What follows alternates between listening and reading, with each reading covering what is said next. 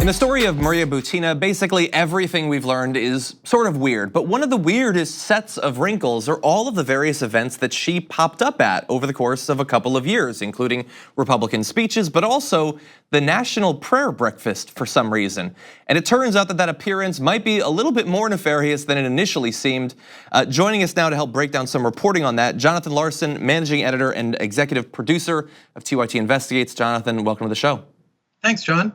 Good to have you here. So before we jump into what you found, for those who might not be familiar with the National Prayer Breakfast and the significance that it holds in American politics, what do they need to know about this event? Well, I think the main thing to know is twofold. One is its enormous reach. Presidents from every party have addressed it since the 1950s at the prayer breakfast. And also, it's supposedly a bipartisan organization. So you've got both Democrats and Republicans actively involved in the organization, the logistics, pulling it all together every year. So that's one aspect. The other aspect is, despite the involvement of some of our top officials, is the secrecy. It's notoriously secretive, not just in terms of allowing politicians to come and pray in private with confidentiality and seek solace, as they did quite notably during some sex scandals 10 years or so ago.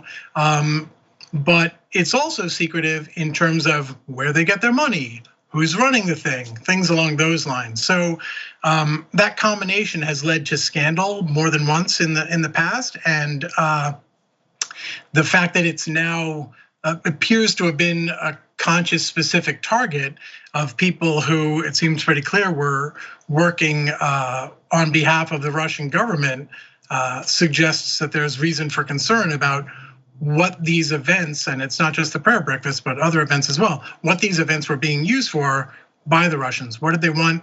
How are they trying to get it? And what did they get? So that is where you come in, because despite their attempts at financial secrecy, you were able to find out that Maria Butina didn't just happen to show up at the breakfast. The prayer breakfast was actually more involved than that. So could you describe your findings? Sure. Well, so what was already known was in the affidavit against Maria Butina last summer, the FBI revealed that an unnamed organizer of the breakfast gave 10 spots at the breakfast to Butina and Torsion for the 2017 breakfast. Now, there was a little noticed interview not long after that where a pretty prominent organizer of the breakfast discussed giving them 10 spots. I don't think anyone has connected those dots since then, but it seems quite a coincidence for this person to have given 10 spots. And he says in the interview that it was to Butina and Torsion. So that seems a pretty tough conclusion to avoid coming to. But what we found was there's another organization which has ties to that exact same breakfast organizer. He's been involved with this other group as well. And this other group, which is called Leadership Development Seminars, it's based out in Seattle. It's also got multiple ties to the Fellowship Foundation, which is that secretive group behind the prayer breakfast, including literally funds, hundreds of thousands of dollars going back and forth, as well as literally in one tax filing, the Fellowship Foundation, we didn't even include this in the article, but I'll tell you, the address listed for Leadership Development Seminars was the Arlington headquarters of the Fellowship Foundation. So that's how close they were. What we found were tax filings from Leadership Development Seminars where they literally reported spending hundreds of thousands of dollars on expenses, including having Russians attend the National Prayer Breakfast. And the reason that's significant is because now it goes beyond just saying, sure, you can have some tickets. Now it's helping. It's actively providing material aid, and it seems to be coming from a group that's very closely entwined with the Fellowship Foundation. And given all the questions about potential Russian money moving through the NRA, there's some question now about what this all means. In fact, Congressman Ted Lieu responded to our findings by saying his chief of staff told us something like, if there's Russian influence on the National Prayer Breakfast, the congressman wants to know about it. Yeah, and hopefully as a result of your investigation and what you've been able to find out, perhaps people like Ted Lieu and others might not go. Now, there are many other reasons which you've described and we've talked about that these Democrats should not be attending there, but you've done great work in finding out previously unknown information about the extent they'd gone to help out Maria Butina and others, giving them tickets that are extremely valuable. It's a place where people can go and they have a great deal of access to powerful people.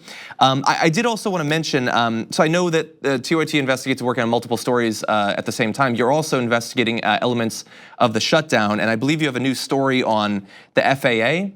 Would you be able to just briefly describe that so people might go in and take a look at it? Yeah, sure. That's actually Ken, who also worked, I should mention, on Ken Klippenstein, also worked on some of the stories we did last summer about some of the anti-gay meetings that were sponsored in Europe by the Fellowship Foundation. Ken's story yesterday that we put up, I think it was yesterday, it blurs together. Ken's story yesterday was he obtained emails from inside the FAA where FAA officials were telling employees, essentially warning them against publicly sharing their political views. Now, in theory, that's an innocuous, or maybe not innocuous, but it's a fairly standard kind of thing. But for that kind of warning to come out literally at the same time that the president is out there routinely claiming that federal workers support this shutdown, which has, financially torpedoed so many of them. Yeah. Yeah. Yeah, I think what Donald Trump should have said is they support the shutdown or else. But in any event, I wish we had more time. Hopefully in the near future we'll be able to talk more about your investigation. It is available at tyt.com, and Jonathan does a great job of laying out all of the financial breadcrumbs basically that lead between these shadowy organizations and the prayer breakfast, and also politicians from both parties that have taken part. And unless people put pressure on them, might well do that in the future. So Jonathan, thank you both for your great work in this story, but also joining us today on the Damage Report.